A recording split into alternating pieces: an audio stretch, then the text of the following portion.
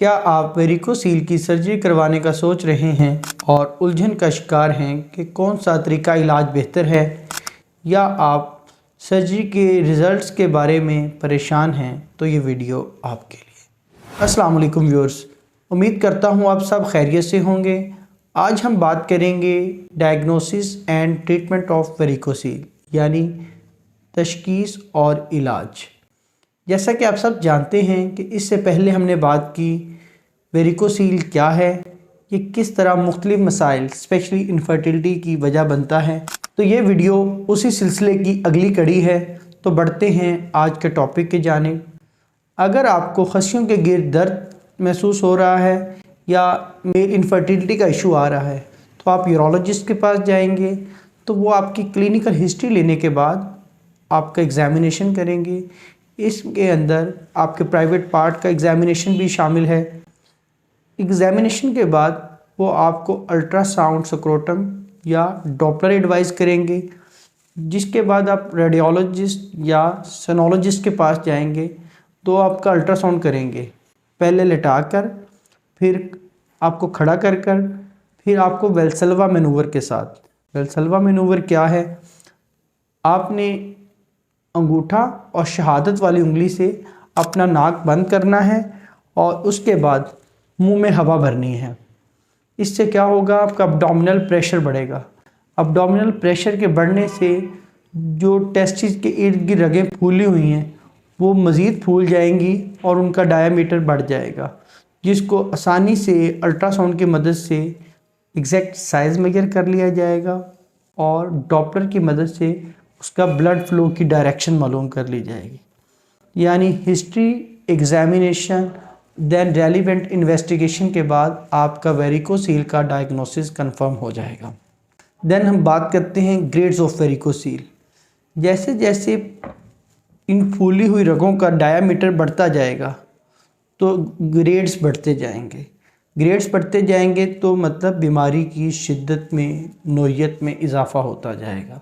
जिस तरह हम इसको डिवाइड करते हैं ग्रेड 1, 2, 3, 4। ये ग्रेडिंग क्या है, ये किस बुनियाद पर की जाती है, ये सब जानना आपके लिए गैर ज़रूरी है। तो इस पे हम क्लिनिकल डिसीजन करते हैं, तो जस्ट फॉरगेट अबाउट इट। तो इसके बाद हम बढ़ते हैं ट्रीटमेंट की जानिब।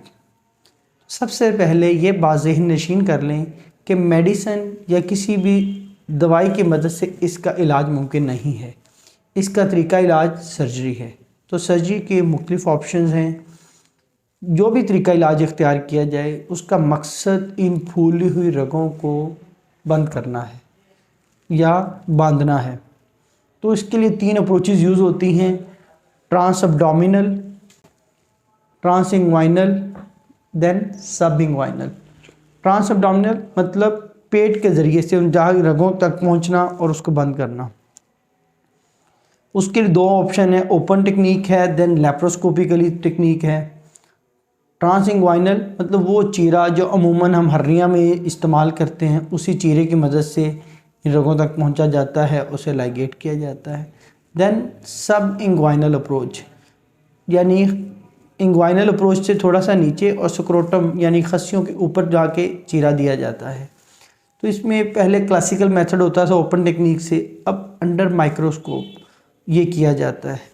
ये बात याद रखें, कोई भी तरीका इलाज अख्तियार करें, हर ऑपरेशन के कुछ प्रोन्स एंड कॉन्स होते हैं, यानी कुछ फ़वाइद और कुछ नुकसानात। अभी AUA American urological association and EUA European urological association, तकरीबन दुनिया के तमाम यूरोलॉजिस्ट इस बात पर मुत्तफिक हैं कि इस वक्त माइक्रोस्कोपिक वेरिकोसिलेक्टमी बेस्ट ऑप्शन है और यही रिकमेंड किया जाता है, जिसमें माइक्रोस्कोप की मदद से छोटी छोटी रगों को बांध दिया जाता है। ये डे केयर प्रोसीजर है और उसके बाद पेशेंट अर्ली रिकवरी होती है और पेशेंट की कॉम्प्लिकेशन रेट कम है और रिकरेंस रेट यानी कि दोबारा होने के चांस जस्ट 1% है, जो कि इस प्रोसीजर को दूसरों पे बढ़तरी दिलाता है। अब न्यूली एडवांसमेंट की बात की जाए तो एक है एंजियो एम्बोलाइजेशन, यानी इसमें इंटरवेंशन रेडियोलॉजिस्ट آپ کی گردن یا ٹانگوں کی شریان کی مدد سے ان ڈیزائرڈ ویز تک پہنچتے ہیں اور وہاں کوائلنگ کر کے ان کو بند کر دیا جاتا ہے۔ اب اس کی اپنے ایڈوانٹیجز ہیں کہ ڈے کیئر پروسیجر ہے، لیس موربڈ ہے، لیکن اس کے ایک ڈرا بیک یہ ہے کہ یہ ایکسپینسو ہے، یعنی کہ مہنگا علاج ہے، اور اس کی بھی ریکرنس ریٹ اباؤٹ 5 to 20% ہے۔ اس کے بعد بات کرتے ہیں ڈیزائرڈ رزلٹ، جو سرجری کے بعد آپ کیا امید کرتے ہیں کہ کیا ہوگا۔ اگر آپ انفرٹیلٹی کے لیے ویریکوسیل کی سرجری کروائی تو تقریباً 3 ماہ لگتے ہیں سپرم پیرامیٹر امپروو ہونے میں، اور اباؤٹ 60 to 80% لوگوں میں سپرم پیرامیٹر امپروو ہو جاتے ہیں۔ اگر آپ نے ٹیسٹیکولر پین کی وجہ سے سرجری کروائی تو تقریباً 2 سے 3 ہفتوں میں وہ درد ختم ہو جاتا ہے۔ امید کرتا ہوں یہ ویڈیو دیکھنے کے بعد آپ کے ذہن میں کافی شکوک و شبہات دور ہو جائیں گی۔ اگر آپ یا آپ کے ارد گرد کوئی بھی شخص ان مسائل کا شکار ہے اور ویریکوسیل کی سرجری کروانا چاہتا ہے تو اسے بغیر کسی ہچکچاہٹ کے کسی مستند یورولوجسٹ کو دکھانے کی ضرورت ہے، اور اگر اس سلسلے میں آپ ہماری خدمات حاصل کرنا چاہیں تو نیچے دیے گئے نمبرز پر رابطہ کر کے ہماری اپوائنٹمنٹ بک کروا سکتے ہیں۔ خوش رہیں، خوشیاں بانٹیں، اپنا ڈھیر سارا خیال رکھیں۔ اللہ نگہبان۔